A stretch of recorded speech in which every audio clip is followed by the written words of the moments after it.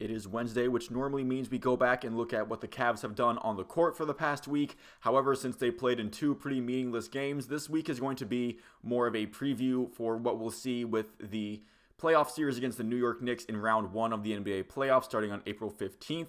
Both of these teams having injury questions with one of their starters in rotation. The Cavs with Isaac Okoro. He hasn't played since he left with a knee injury. He's a big piece of their efforts on defense. And the Knicks having been without Julius Randle for a little bit now. He has returned to practice in a limited capacity, which doesn't necessarily mean that he's ready to go, but it does imply that there has been some positive progression as far as his injury front goes. And it's obvious what Julius Randle has provided for the Knicks this season. He's averaging a double-double, including 25 points per game thereabouts. I know there's some decimal points in there, but we'll just round it to a nice even 25 points per game for him this year. Isaac Okoro being out could spell some trouble for Cleveland in regards to trying to guard Jalen Brunson. We saw what he was able to do in their last regular season matchup, dropping 48 against the Cavs in their last matchup. But the Cavs do have some weapons to try to keep up with people like Brunson. Front and center of those is Donovan Mitchell. The last 4 games that he's played in, he's dropped at least 40 points before he sat out the final 2 games of the regular season after the Cavs locked up the 4 seed. He's no stranger to the playoffs. His playoff numbers are very encouraging, to say the least. He's going to have to be a leader on this team, both on the court and probably in that locker room as well, trying to navigate this young core through these playoffs, however long they make it in them. He's really, this young core doesn't have a lot of playoff experience between them. Donovan Mitchell seems to be the highest impact player with the most playoff experience, so it does stand to reason that he does need to step up and become that leader that he has been, and that's not something that he's shied away from in the season with the Cavs. However, I do want to kind of say how important it is for him to become that as this series progresses. As a young core, again, they got to the play-in tournament last year and they just lost in 2 games against the Nets and the Hawks. And it's not just going to be the Cavs versus themselves and their inexperience. The New York Knicks definitely presents their own set of problems that the Cavs will have to overcome if they want to have a shot in this series. RJ Barrett could heat up. He's been hot and cold, but when he gets going, he can be a real scoring threat. That would be hard to deal with, and if he gets going, it's going to be difficult to stop, and trying to keep up with that is going to be pain if they allow RJ Barrett to really start to get going. And the Knicks also a top 5 rebounding team. The Cavs, despite having both Jarrett Allen and Evan Mobley just outside of the bottom 5 in terms of rebounds per game, they can't let guys like Mitchell Robinson for the Knicks eat them up on the glass, or else it's going to be a very long series. We've seen some issue with the Cavs with some issues with letting opposing teams get some offensive rebounds. That can really turn the tide in the favor of the Knicks if they start to get second chance points off of those. So for the Cavs, it's going to have to really be a point of emphasis to really make sure you're boxing out correctly and not letting the Knicks get any second chances on shots that they might miss. The Knicks could also have an advantage on the team's bench. That's something I've been concerned with the Cavs about for quite some time now, although Karis LeVert's recent play has been very encouraging. If he's coming off of the bench, that could be a very nice way to kind of round out the bench a little bit. I feel like Ricky Rubio's return, while it is welcome, I think he's been better than Raul Neto. It hasn't been the same, smooth as butter running the offense as it was last season. Danny Green did have a pretty good game against the Orlando Magic this past week, but he's mostly been a reserve guy ever since coming back, and he did have a thing with COVID, so we'll see how much Danny Green is actually used in this playoff series. I don't know if he's trusted enough to get a consistent role in this playoff series. We've seen what Cedi Osman can do. We've seen some of the positives that he's been able to contribute, but we haven't seen it on a consistent enough basis, whether that's because he has too many off games or he doesn't get enough minutes off of the bench. There have been times when JB Bickerstaff has really seemed pretty hesitant to give Cedi Osman those big time minutes off the bench that he gives Karis LeVert.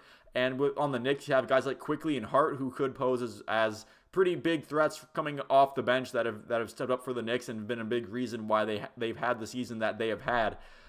We've also never seen JB Bickerstaff for the Cavs in a playoff series, and we have had issues with his adjustments as a fan base and in some of the lineup choices throughout the season. Again, it's not like anything that's been super catastrophic that's prevented them from getting the 4 seed, but there's been some times where we've had issues with what JB has done with the lineup and maybe some adjustments that he's made and some of the fourth quarter dealings that he's had. Not the best.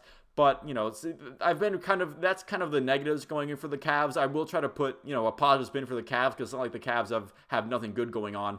first and foremost, who I haven't mentioned yet, is Evan Mobley. He has really ascended after an already impressive rookie season last year. He has surpassed that by a good margin for what he's been doing this season for the Cavs. He's getting serious Defensive Player of the Year considerations, and for a guy that this is his second year in the league, that is a pretty high accomplishment, even if he doesn't get the award outright. And his offense has gotten much better as well. He's definitely becoming more and more of a threat. We've seen this season his offense grow from maybe being a little bit inconsistent to a guy who could, if you're not paying attention to him, he could easily put up 20 plus points on you if you're not careful, if you're not paying attention to him.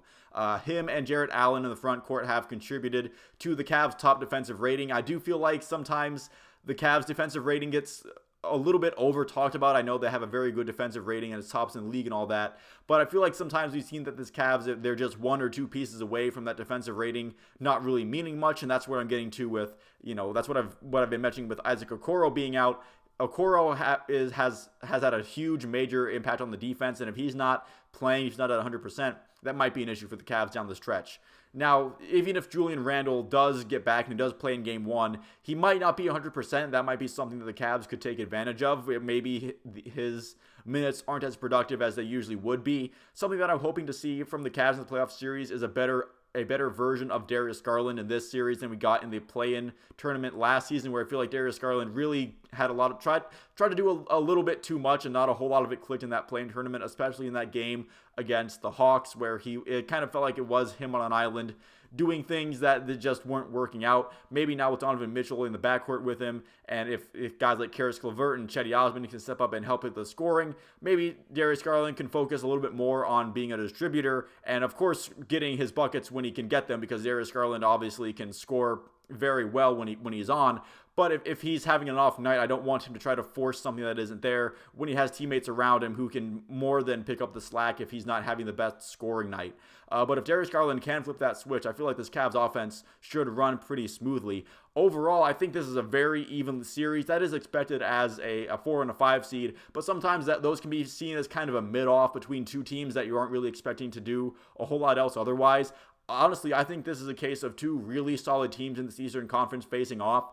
I can feel like whoever comes out of this one, maybe they can pull an upset against whoever comes out of that other series. Maybe, whoever the 8 seed ends up being, maybe they can pull a huge upset against the top seed in the East. Who knows? But I feel like this Cavs and Knicks series, whoever wins this could move on to do better things than just winning the first round, as what I'm trying to get at. And as far as an official prediction, well, I do think this is kind of a toss-up. I will defer to the team that I root for. I will say that the Cavs will win this series in 7. I could see the Cavs winning all of their home games and losing all of their road games, as the road has been a bit of a struggle for the Cavs, just as the road is more of a struggle for every team. But the Cavs' home and away record really is a bit of a huge difference. And again, this isn't meant to be as any disrespect to the Knicks or taking them lightly or anything. It's just that I think this is a pretty even series, and I root for the Cavs, so I'm going to default to picking the Cavs in this series.